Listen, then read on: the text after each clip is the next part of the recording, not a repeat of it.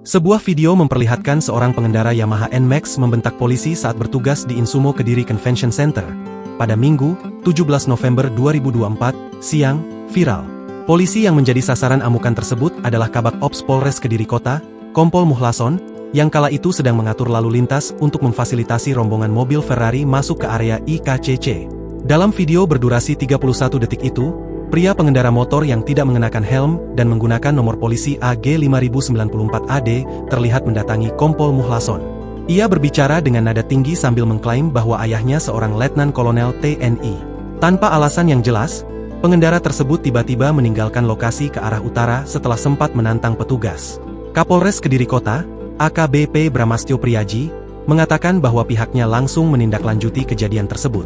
Identifikasi kendaraan dilakukan oleh Satlantas, sementara Satreskrim melakukan penyelidikan untuk menemukan pelaku. Pelaku diketahui berinisial RZ, 26, warga Mojoroto yang kini tinggal di wilayah Ngronggo. Setelah kasus ini viral, kami mendapati bahwa pelaku berinisial RZ sedang menjalani pengobatan di Rumah Sakit Poli Jiwa. Tadi malam, Polres Kediri Kota bersama Dinas Sosial membawa yang bersangkutan ke RSJ Lawang, Malang, untuk mendapatkan perawatan intensif, kata AKBP Bramastyo, Selasa, 19 November 2024. Lebih lanjut, AKBP Bramastyo menjelaskan bahwa pihak kepolisian mengedepankan pendekatan humanis dalam menangani kasus ini. Kami memahami kondisi pelaku yang tengah mengalami depresi, sehingga prioritas kami adalah memastikan dia mendapatkan pengobatan yang layak, tambahnya. Maria, ibu pelaku, menyampaikan permohonan maaf kepada Kompol Muhlason atas perilaku anaknya.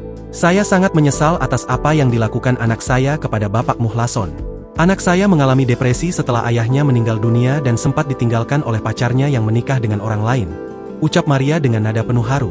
Maria berharap anaknya bisa mendapatkan perawatan yang lebih baik di RSJ Lawang. Kami berharap pengobatan intensif ini bisa membantu anak saya pulih.